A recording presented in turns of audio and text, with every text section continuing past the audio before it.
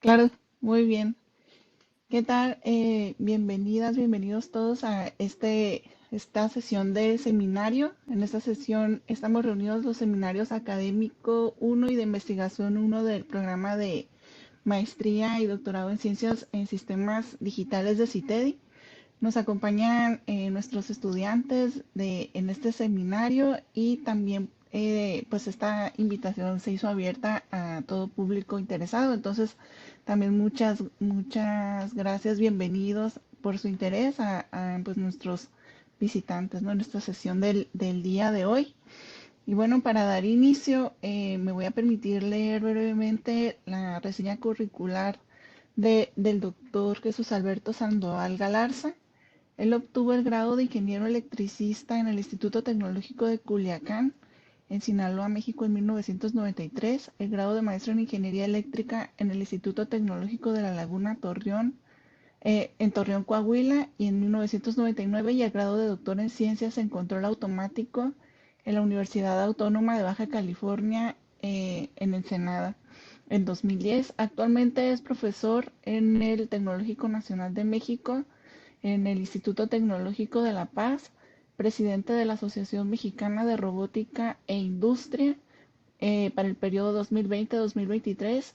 Es miembro del Sistema Nacional de Investigadores SNI-1 y sus temas de interés incluyen robótica, sistemas no lineales y mecatrónica. Entonces, también recientemente estuvo aquí con nosotros en una estancia pues fue como lo contactamos y muy amablemente accedió a brindarnos esta sesión para nuestro seminario el día de hoy. Y pues muy agradecidas, doctor, con su presencia aquí, con lo que pueda compartir con nuestros estudiantes y pues también a ellos, a nuestros estudiantes, pues les pedimos que por favor aquí aprovechen a todo lo que da la experiencia que tiene el doctor en este tema y pues bienvenido, doctor, adelante, muchas gracias.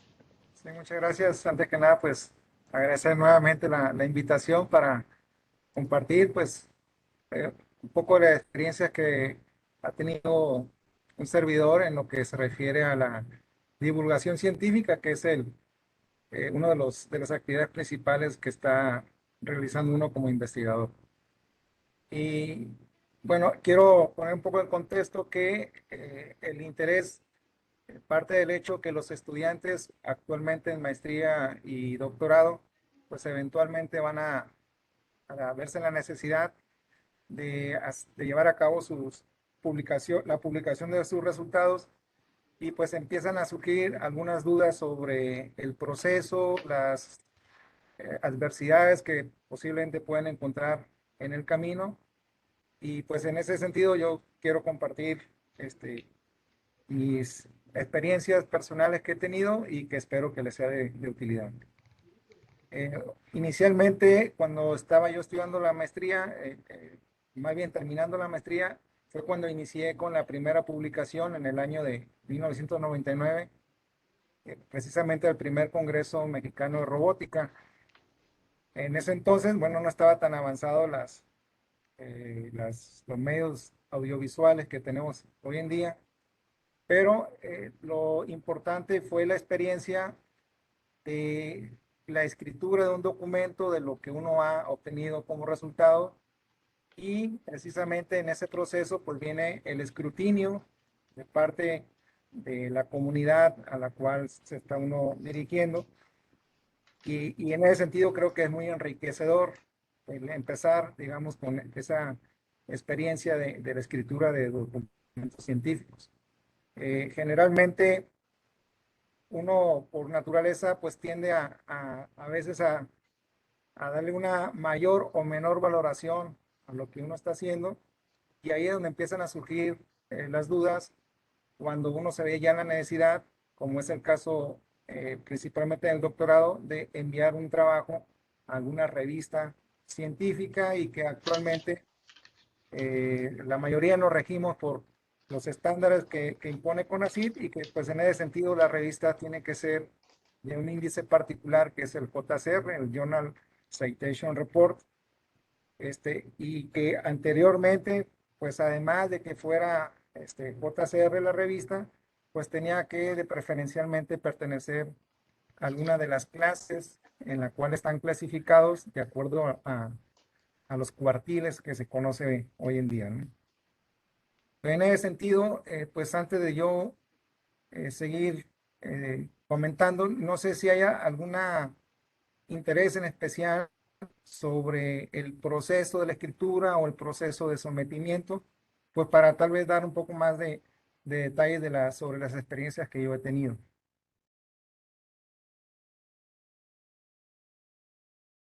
No sé, doctora, si quiere que sea de manera aleatoria o hay alguna dinámica de que pues, participen los asistentes Sí, pues, en algún interés en particular que tuvieran. sí, no, pues les comentamos aquí a los jóvenes que por favor pues aprovechen la oportunidad. No sé si en este tema alguno tendría alguna inquietud en específico. Por ahí pues sabemos que hay algunos estudiantes que ya están escribiendo trabajos y ya han participado en algunos de estos también pues congresos, ¿no? También internacionales. Entonces, pues no sé si alguno de ellos quisiera compartir alguna inquietud específica o si quiere compartir ahí algún comentario o alguna experiencia. Adelante, por favor. Sí, aprovecho que pueden levantar la mano para informarnos o poner ahí en la cajita, en la ventana del chat. También podría ser adecuado en el transcurso de la charla del doctor. Bueno, serían mis sugerencias. Gracias. Sí, sí, sí. Sí, bueno, tal vez en lo que formulan sus inquietudes, mi primera experiencia, que precisamente fue en el doctorado, fue precisamente en el caso de enviar el trabajo a una revista, pues parte del hecho de hacer una valoración de lo que para uno considera, pues obviamente en conjunto con su director de tesis, el nivel de la aportación o contribución que está haciendo uno. Y en función de eso empieza a hacer una selección de las diferentes revistas en las cuales uno puede enviar ese trabajo, buscando aquella que se asemeje más al perfil de la contribución. Hay algunas revistas que valoran más la parte teórica, hay otras revistas que valoran más la parte experimental o bien que exigen que haya resultados experimentales o en ocasiones pues una combinación de ambas. Eh, Recuerdo que en la primera experiencia pues también la redacción pues es también fundamental para que haya una mejor valoración y en ocasiones hay revistas que son benévolas y que le dan a uno a veces una segunda oportunidad en el cual consideran que los revisores encontraron cierto valor a la contribución, pero que en ocasiones se puede estar no organizado de la mejor manera o no explicado de la mejor manera y le brindan a uno la oportunidad de hacer las mejoras y responder a algunos de los cuestionamientos. En esa primera experiencia que a lo largo del tiempo pues ha sido como el común denominador, digamos que es muy raro que envíen uno un trabajo y que en automático se lo acepten tal y como está. Y en ese sentido pues también uno va a ir aprendiendo en qué aspectos, digamos, resaltar más lo que uno considera su contribución y en qué otros a lo mejor no ser o no extendernos demasiado. También, en ocasiones el hecho que en una revista le rechacen un trabajo no significa que el resultado que uno envió esté incorrecto.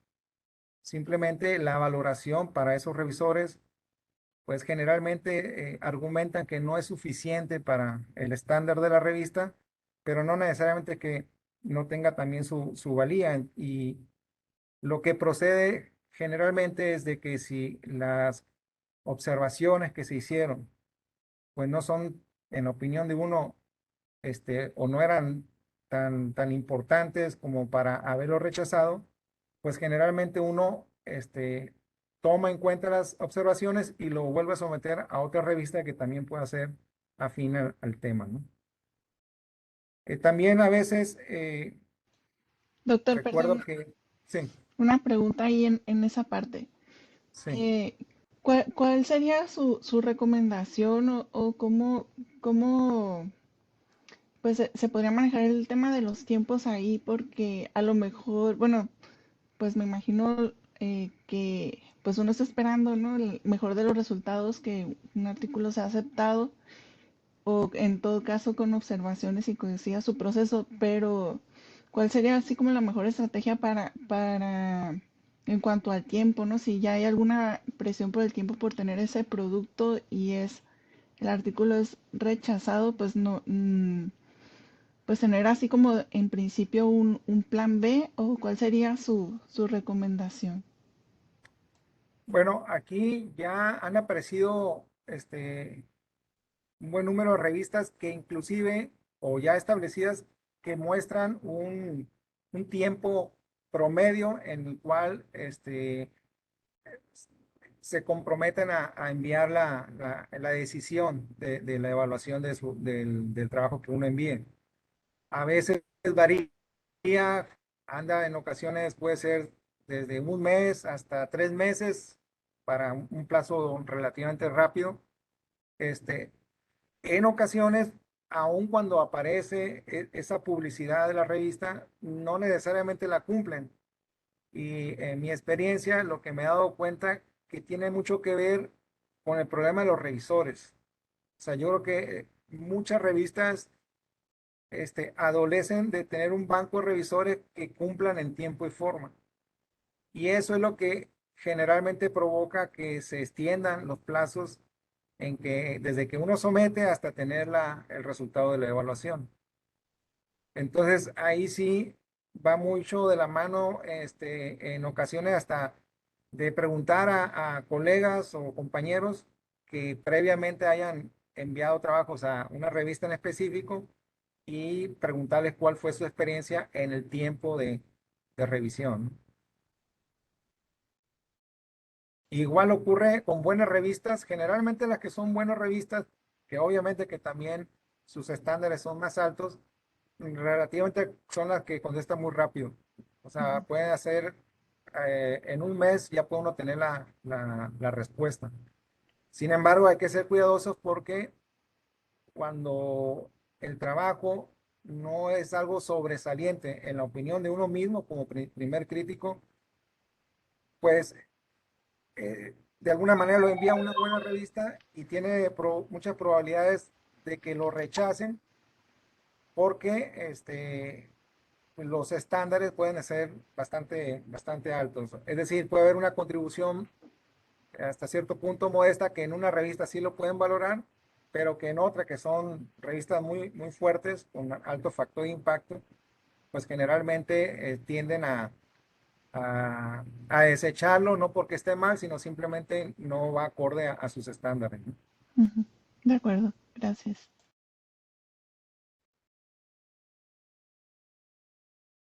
Y bien, también existen otras revistas que han aparecido con el atributo que tienen un acceso abierto, es decir, que uno puede consultar y descargar los artículos, los cuales tienen un alto costo. O sea, hay revistas que pueden cobrar 30, 40 mil pesos por publicación. Y en ocasiones uno pensaría que por el hecho que tienen ese costo, pues cualquier trabajo que envíe uno lo van a aceptar y realmente no es así. O sea, también llevan su proceso riguroso y en ocasiones el tiempo de, de revisión pues es muy similar a otras que no tienen esos altos costos. La ventaja de esas revistas es precisamente el que al ser de libre acceso, descarga uno el artículo sin ningún costo para el interesado y hay más probabilidades que citen ese trabajo. Entonces, eso hace que su trabajo tenga una mayor difusión. Al menos ese creo yo que ha sido uno de los principales atractivos para este tipo de revistas, ¿no? Y claro, también hay que tener cuidado con las que hoy en día se conocen como revistas depredadoras, que no están en el JCR y que básicamente su proceso de revisión es muy laxo, o sea, no hay un proceso realmente riguroso y pues son revistas que no están en el JCR y que además no serán de utilidad para aquellos estudiantes que requieran como requisito un artículo JCR.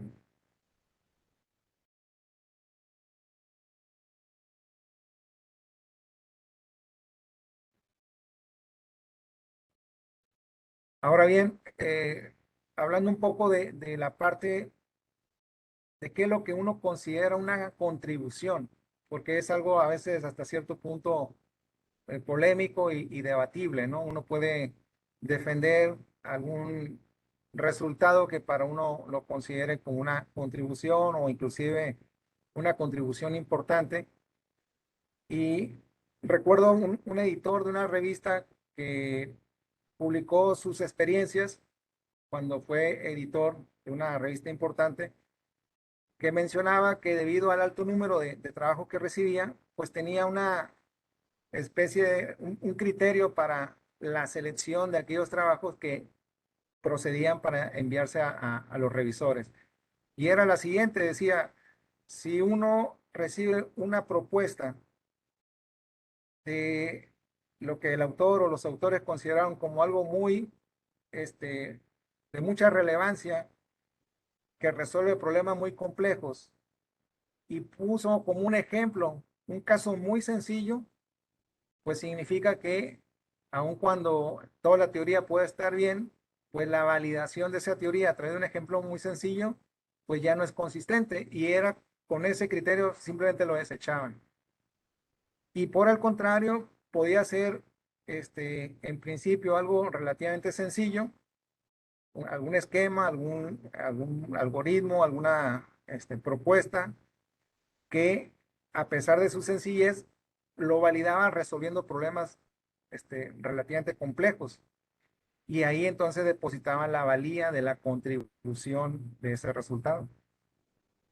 Y creo que es algo que también en ocasiones a uno le ocurre, que desarrolla alguna teoría que en principio pareciera ser o que cree que puede ser del interés de la comunidad, pero que los ejemplos que están respaldando esa teoría pues son muy débiles o muy sencillos, que lo primero que van a hacer los revisores es solicitarle uno que lo aplique a casos mucho más complejos, ¿no?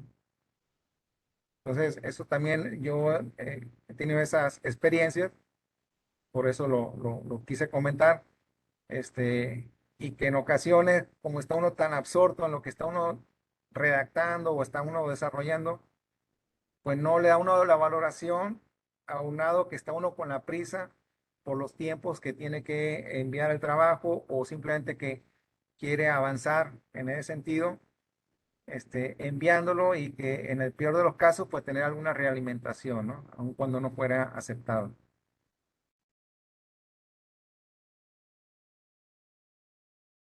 Por otro lado, está el caso, eh, o sea, la función que cumplen los trabajos en congresos.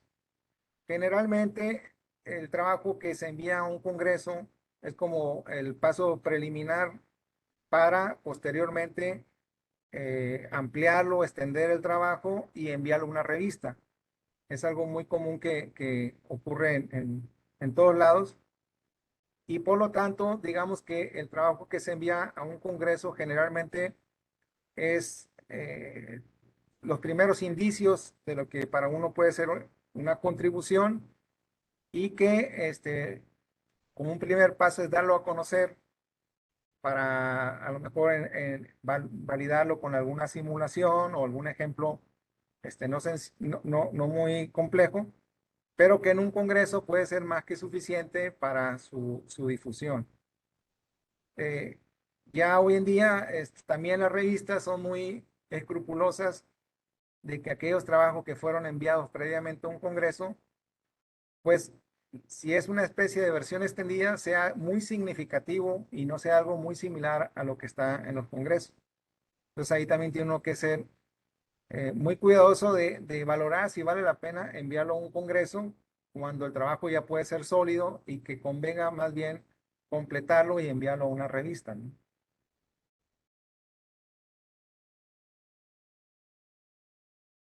Bueno, yo quiero hacer una pausa para no estar nada más hablando, y si hay alguna alguna inquietud o algún caso muy puntual, con mucho gusto, pues compartiré si tengo esa experiencia, pues que les pueda ser de utilidad, ¿no?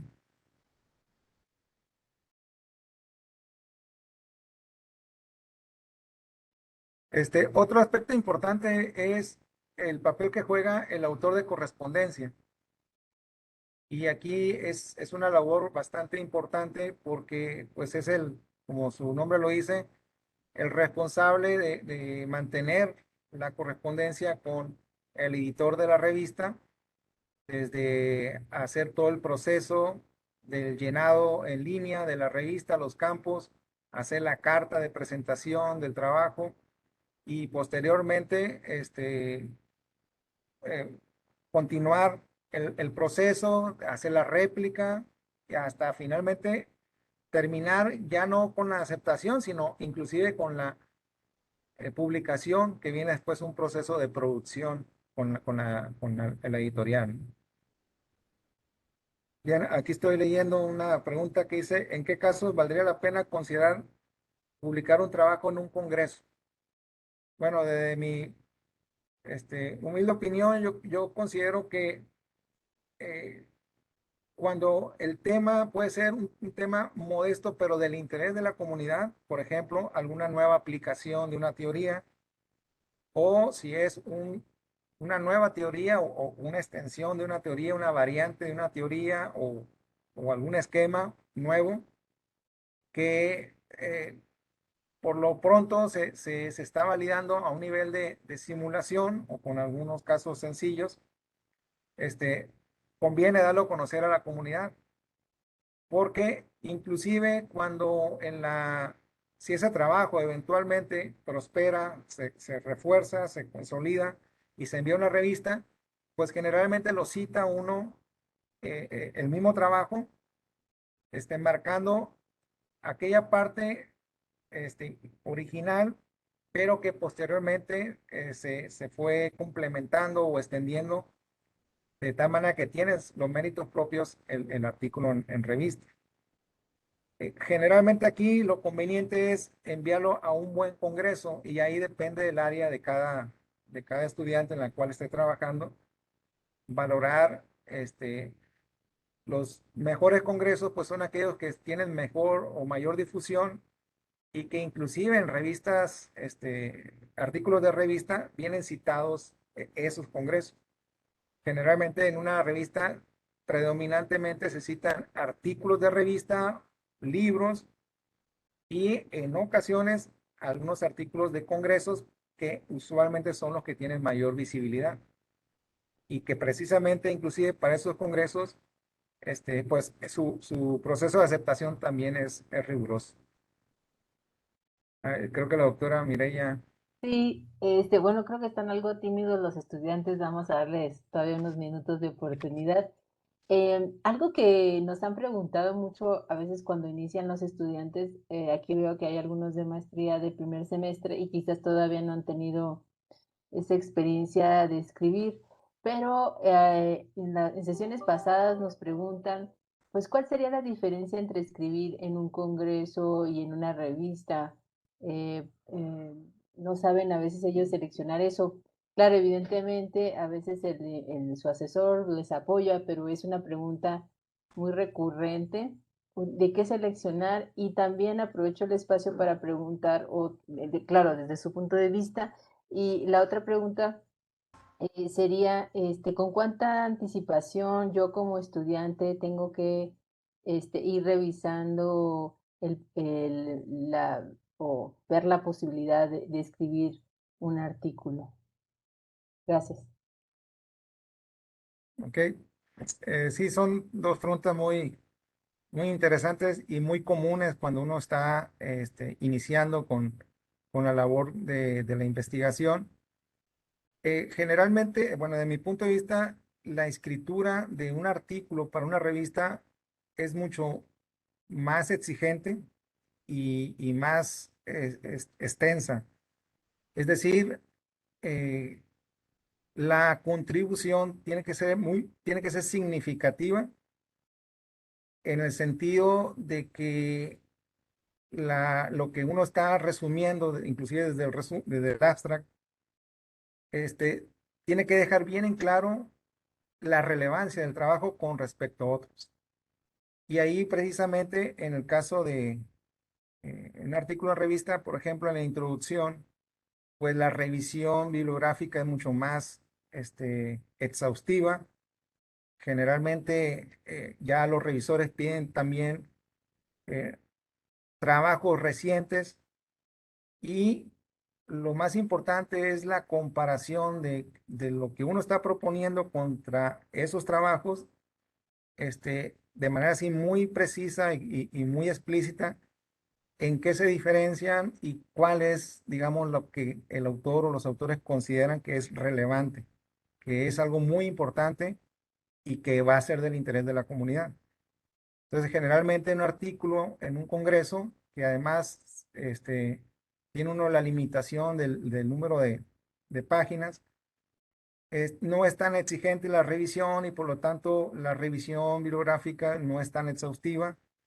La contribución o la aportación que está uno haciendo pudiera no ser tan sobresaliente, por ejemplo, alguna teoría que aplique a toda una clase de sistemas, sino pudiera ser una teoría que aplica un caso particular que no se había resuelto previamente y que eventualmente, después de ese artículo del Congreso, pudiera el autor encontrar una solución para extender ese resultado y entonces tener ya los méritos para enviarlo a una revista, a un artículo en revista, ¿no?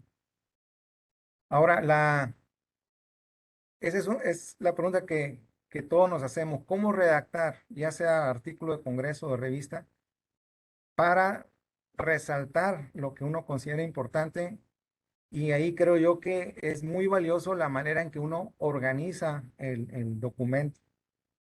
Es decir, de qué manera pudiera yo organizarlo de tal suerte que el revisor o el lector lo interese en el tema y me pueda seguir en la explicación de manera coherente y que al final le quede claro que la aportación que uno está defendiendo pues es sobresaliente. Y ahí, en mi experiencia, pues me he dado cuenta que pues uno inicia escribiendo con una idea este, inicial, pero que no se debe necesariamente quedar con esa idea inicial. O sea, uno lo va ajustando, uno mismo tiene que ir revisando y ahí la labor de los coautores pues es muy valiosa porque son los que van realimentando tanto la forma en que uno redacta como la manera en que lo organiza los resultados. Y eso no hay como dicen, no hay ninguna receta, tiene uno que ejercitarlo continuamente. Lo que hace uno al inicio, pues es tomar artículos de buenas revistas que generalmente los autores se esmeran en que la redacción y la organización de sus trabajos pues sean impecables y yo creo que eso uno al inicio pues trata de imitar, o sea, trata de inclusive de utilizar las expresiones, mantener un ritmo en la redacción, en las palabras que utiliza uno, a veces también una dificultad que tiene al inicio es el pobre vocabulario que tiene uno. Y si lo tiene inclusive en español, al momento de escribirlo en inglés, pues se puede todavía complicar más. Entonces, en mi experiencia, pues uno inicia inspirado en aquellos autores que uno les tiene admiración por la forma tan impecable en que explican sus contribuciones, ¿no? No sé si pude responder a las dos preguntas. Sí, sí, muchas gracias, doctor Sandoval. Creo que es importante que lo sepan aquí las y los compañeros porque pues van iniciando en este camino y pues pienso que, como comento, ha sido muy reiterada ese tipo de preguntas, ¿no? Entonces, quizás otra pregunta que también nos han hecho Es, bueno, no soy tan bueno en inglés. ¿Puedo iniciar mi artículo en español y luego hacer una traducción? ¿Qué sugiere ahí, doctor? Perdón, no alcancé a escuchar lo último. Sí, ¿qué sugiere ahí cuando el estudiante o la estudiante indica que no, digamos, que tiene ciertas dificultades con el idioma inglés e inicia su escritura en español? ¿Usted qué le sugiere? ¿Que sí siga con ese tipo de ejercicio o le daría otras opciones? Gracias. Sí. Bueno, lo primero que ya mencioné es leer aquellos autores que publican en buenas revistas.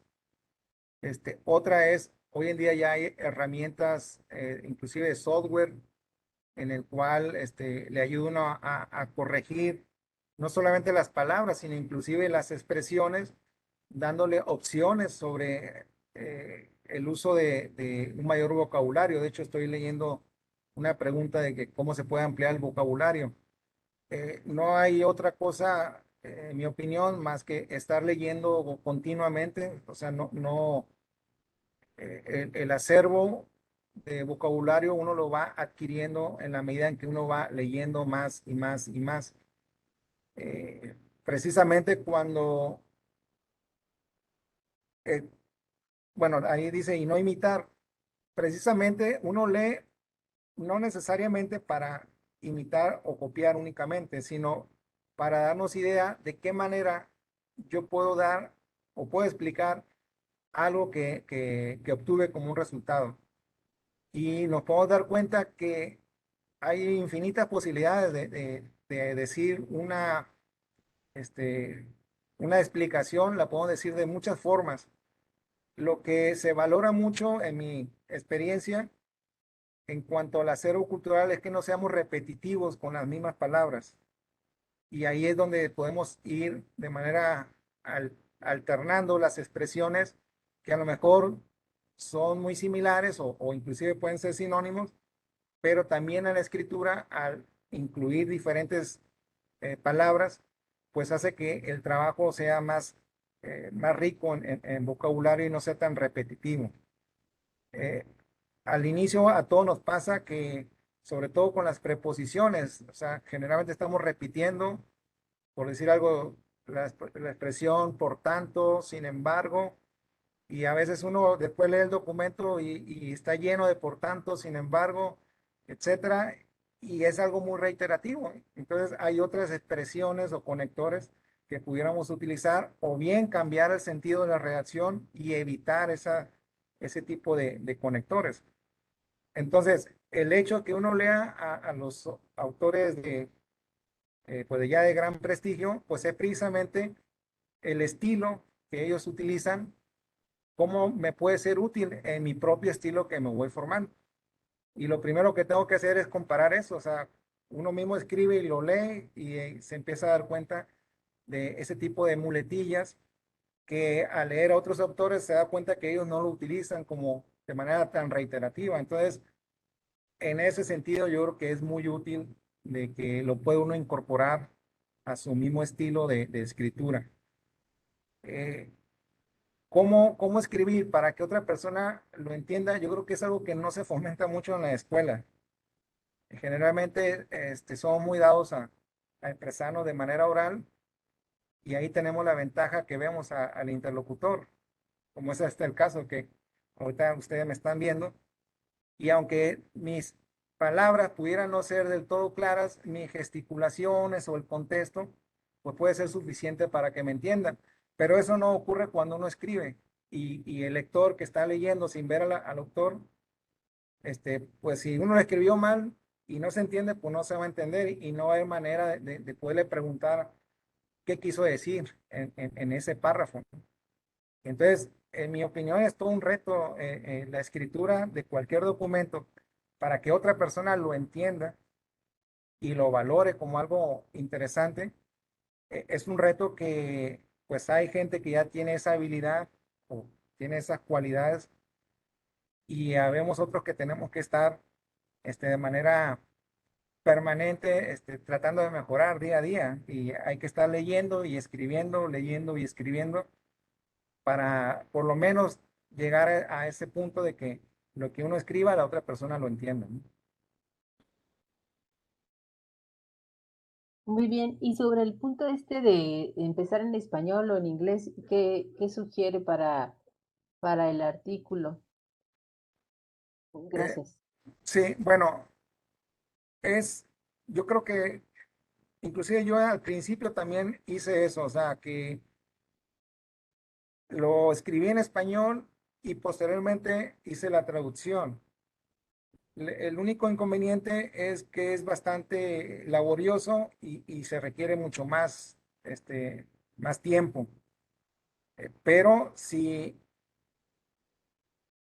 uno no escribe bien en español, es casi una garantía que va a escribir mal en inglés. Entonces, pues el primer reto es uno mismo valorar si la escritura de uno en español está bien escrita. Y por eso ahí los congresos en español pueden ser también valiosos, porque hay una realimentación, puede que lo revisen personas ya con más experiencia y le hagan sugerencias en español para corregir el documento en español, pero que de alguna manera les van a ser útil cuando ya escriban en inglés. Entonces, indudablemente, si no tenemos experiencia en inglés y queremos inicialmente empezar a escribir en inglés, cuando ni siquiera en español tenemos una fortaleza, va a ser muy difícil que quede un documento escrito en inglés entendible, ¿no? Y bueno, nada más termino con el comentario que a veces puede uno tener un buen resultado y si el documento está mal escrito en inglés, ni siquiera lo consideran a revisión. Entonces, sí es muy importante no solamente el resultado o la contribución, sino la redacción del documento. Muchas gracias, doctor. No sé si algún comentario de los estudiantes, pues tenemos a Marco, que ya es todo un experto, Marco Antonio Morán. No sé si nos escuchas, que ya eres de doctorado. Si tuvieras alguna pregunta para el doctor, además de que es tu paisano. Bien. Adelante, Marco.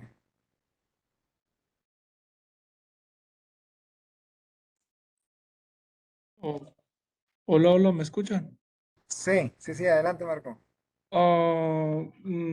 Bueno, tengo una duda principal ya que ando escribiendo un artículo, pero la verdad no sé en una revista qué tanto imparte las simulaciones y traer experimentos, pues, porque ya las simulaciones son solamente ideales, pero en experimentos no tengo los mismos resultados importantes como impactaría la simulación.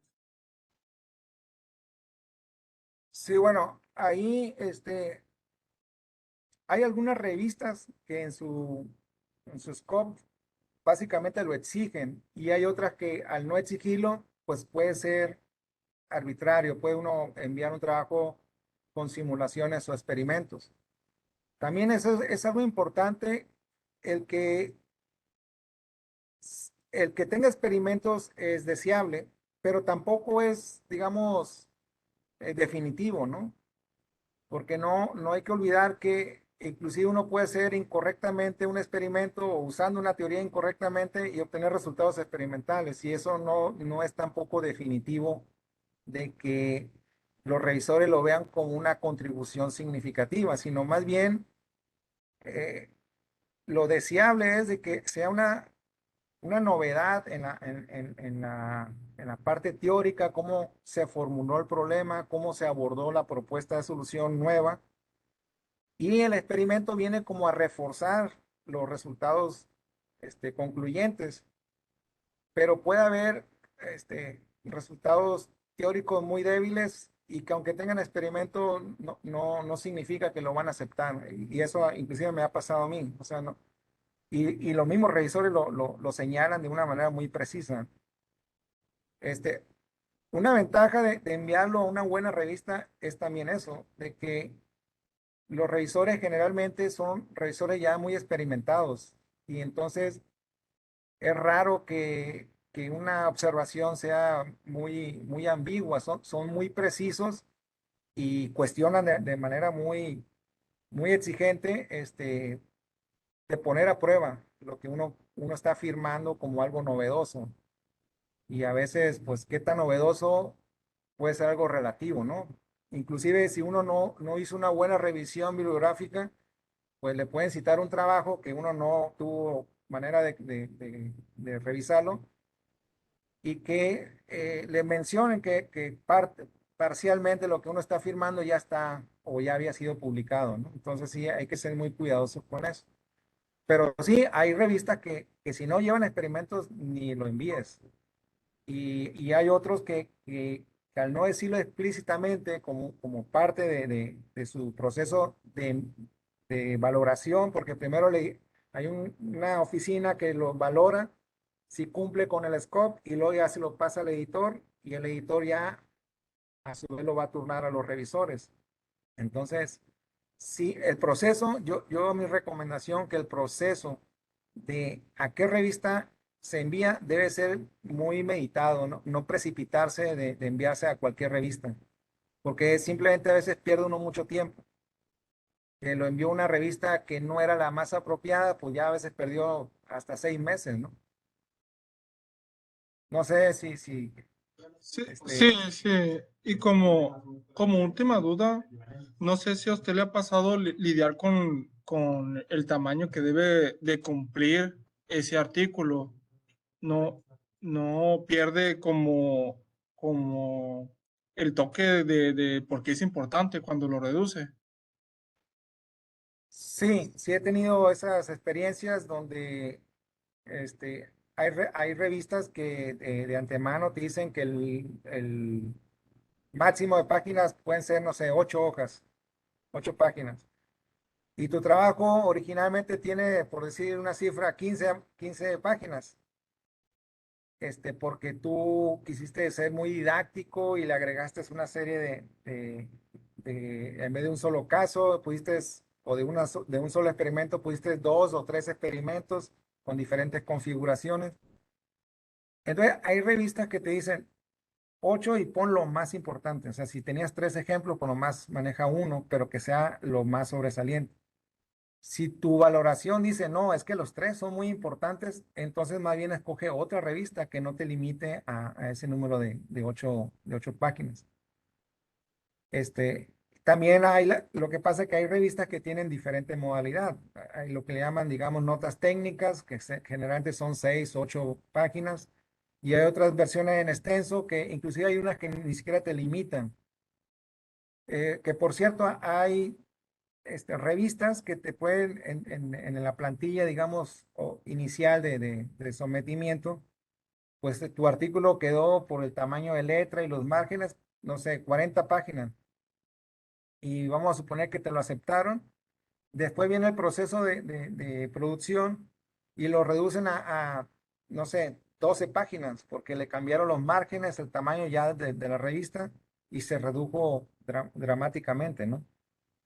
Entonces, es relativo. Ahí la decisión es tuya y junto con tu director de tesis de si la revista es una buena revista y es muy apropiada para ese tema y valga la pena reducirla, pues procede uno a reducirla. Si todo lo contrario, si el trabajo tal y como está, hay una consideración de que así debería de enviarse, entonces escogería otra revista que no te limite. Ok, ok, muchas gracias. No, al contrario.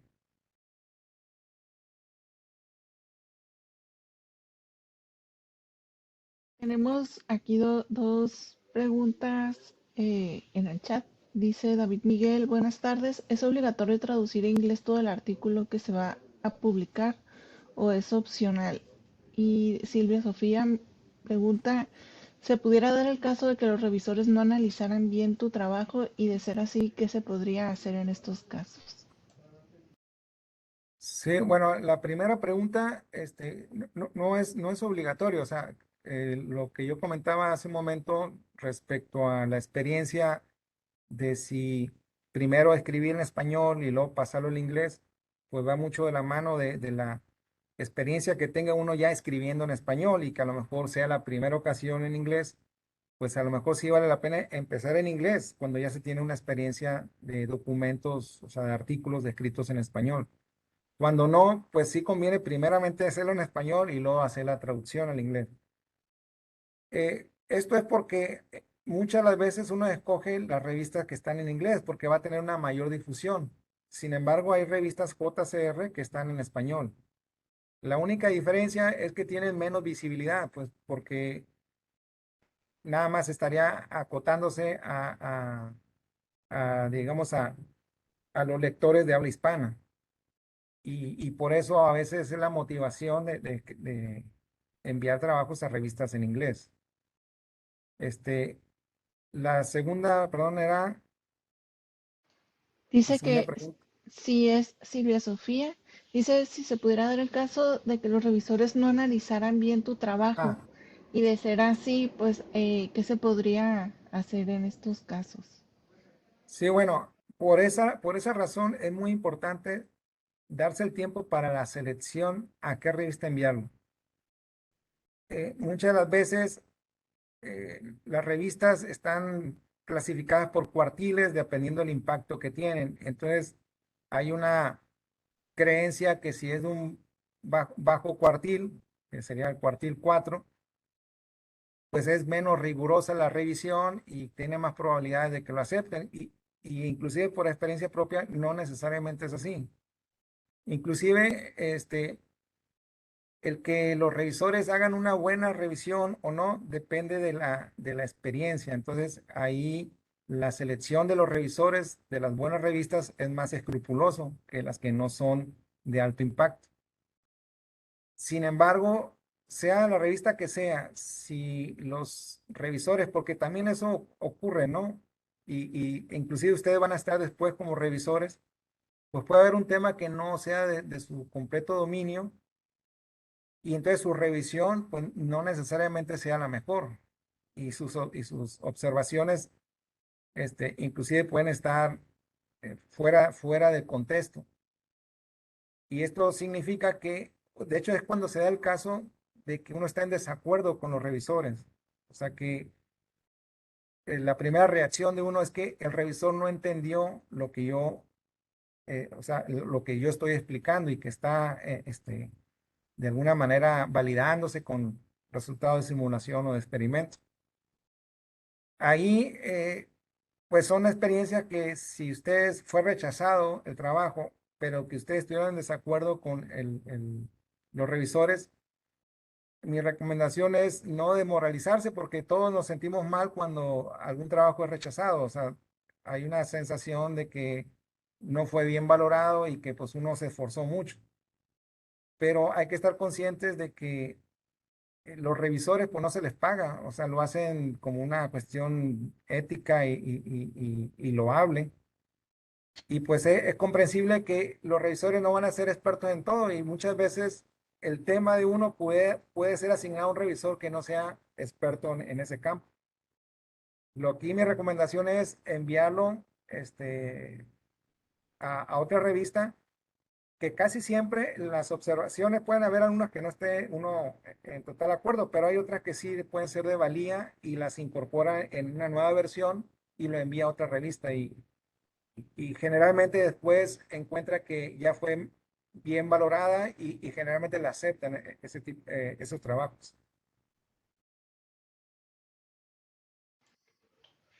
Muy bien, gracias, doctor.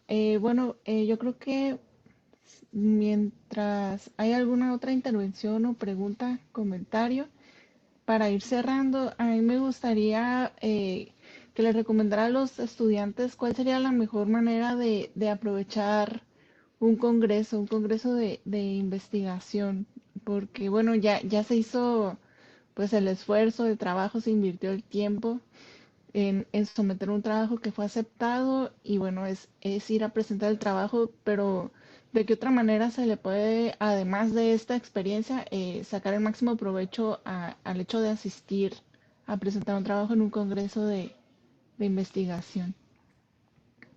Sí, bueno, un congreso es una oportunidad muy valiosa para ver a otros compañeros como uno que van a presentar sus trabajos y que cada uno tiene su propio estilo de presentar sus resultados, tanto en el material que lleva, la forma en que introduce el tema. A veces hay quienes tienen esa cualidad de llamar la atención sobre el tema, inclusive algunos inician con algún video interesantes y que tiene que ver con su aportación, y ya posteriormente viene la parte técnica. También tiene mucho que ver cómo organizó la presentación, en qué hizo más énfasis y por qué razón. Y generalmente nosotros que tenemos una formación como ingenieros, tendemos más a hacer más énfasis en la solución de un problema, más que propiamente en formular y claramente el problema. A veces la pura formulación del problema es tan importante como su solución. Y eso recuerdo yo que en una conferencia magistral, la conferencia tenía que ver más con formular el problema y ya posteriormente presentó una solución usando una herramienta. Inclusive del público le preguntaron que por qué no usó otras herramientas, y efectivamente fue lo que él resaltó, que su contribución era que lo formuló de una forma que no se les había ocurrido a nadie y que eso permitía aplicar diferentes soluciones a ese mismo problema. Entonces, ese tipo de experiencia de otros participantes lo enriquecen a uno, y que en la medida que uno va desarrollando diferentes trabajos, pues ya tiene al menos un mayor soporte de cómo presentarlos y cómo de alguna manera hacer que sea del interés de los demás, que yo creo que ese es también el objetivo, ¿no? De acuerdo, muy bien, muchas gracias. Pues doctor, creo que vamos a cerrar este seminario. No sé si para concluir quisiera dar alguna recomendación final o general pues a nuestros estudiantes que nos acompañan. Pues yo nada más quisiera cerrar mi participación, pues tratar de motivarlos a que la labor de un investigador, aunque en ocasiones es en solitario, pues es muy estimulante, y el hecho de que uno obtenga algún resultado que puede ser del interés de la comunidad y sea capaz de transmitirlo a través de algún artículo o de alguna presentación en un congreso, pues realmente vale la pena todo el esfuerzo. O sea, es bastante estimulante, y hay que recordar que eh, un artículo en revista, pues ahí va a quedar para siempre, ¿no? Y por eso es la importancia de que nos esmeremos en que sea de calidad, porque inclusive cuando ya no esté uno físicamente, pues el conocimiento que dejó en ese artículo, en esa revista, pues eventualmente va a ser consultado por otras personas, ¿no? Así como uno lo hace con autores que a lo mejor ya no están entre nosotros, pero sus resultados nos son de mucha ayuda y nos han motivado a continuar con su labor, ¿no? Entonces, que se sientan este, orgullosos de lo que hacen. Generalmente no se hace la valoración en esta etapa de estudiante, pero seguramente que van a tener una recompensa muy estimulante. Muy bien, muchas gracias. Pues agradecerle, doctor, por su tiempo y por su disposición para participar con nosotros. Le voy a ceder la palabra a la doctora Mireya para el cierre de esta sesión. Voy a compartir la pantalla. Adelante, doctora. Y pues yo también quiero agradecer al doctor Salvador por darnos este tiempo, dar estos tips que a veces son muy difíciles de obtener en la literatura, en internet, ya podemos encontrar cómo hacer un artículo, las partes, etcétera, pero estos pequeños detalles que el doctor está compartiendo con base a su experiencia, para mí son de mucho valor, y ojalá que ustedes así lo hayan interpretado y sentido, ¿verdad? Además, el doctor siempre ha estado muy disponible para cualquier duda. Creo que también tiene sus datos. Esto pues no queda aquí, y creo que es la labor de todas y todos nosotros, pues contribuir al conocimiento Ahora recuerden que la gente que está en los programas de posgrado tiene por ahí una misión que es dar de conocer el conocimiento también a la sociedad y a la comunidad especializada. Entonces, por favor, no duden en contactar al doctor y bueno, nosotros también aquí para organizar este tipo de eventos porque pues estamos en este esfuerzo conjunto, ¿no? Necesitamos el apoyo de las y los estudiantes y de toda la comunidad para que tengamos un país también mayormente educado. Bien, pues ya después de este preámbulo, le agradezco nuevamente al doctor y bueno, me toca a mí ahora leer este documento que están viendo a nombre de CITEDI, el cual otorga el presente reconocimiento a Jesús Alberto Sandoval Galarza por haber impartido la conferencia Experiencias en la divulgación científica en congresos y revistas indizadas en el Centro de Investigación y Desarrollo de Tecnología Digital en el marco del Seminario Académico 1 del Programa de Maestría en Ciencias en Sistemas Digitales, hoy día 30 de septiembre del 2020. Atentamente, firma el director del centro, el doctor Julio César Rolón Garrido. Y bueno, pues la mayoría que son del instituto saben que casi todos estos documentos van con nuestro lema, que es la técnica al servicio de la patria. Muchas gracias, doctor, nuevamente, Isaura, y a todos los asistentes. No, muchas gracias a ustedes por la invitación y así tal y como usted lo menciona, quedo en la mejor disposición para cualquier duda o consulta. Pues, ahí tienen mi correo o se lo puedo compartir a través de aquí de la doctora Isaura González y pues no, un gusto poder compartir lo poco o mucho que le ha a uno ocurrido en este proceso de divulgación científica, ¿no? Muchas gracias, doctor. Muchas gracias a todos quienes nos acompañan el día de hoy en esta sesión. Y bueno, también bueno aprovechar para comentarles a nuestros invitados participantes externos, pues que pueden consultar nuestra página oficial de CITEDI y nuestras redes sociales donde van a encontrar ahí la difusión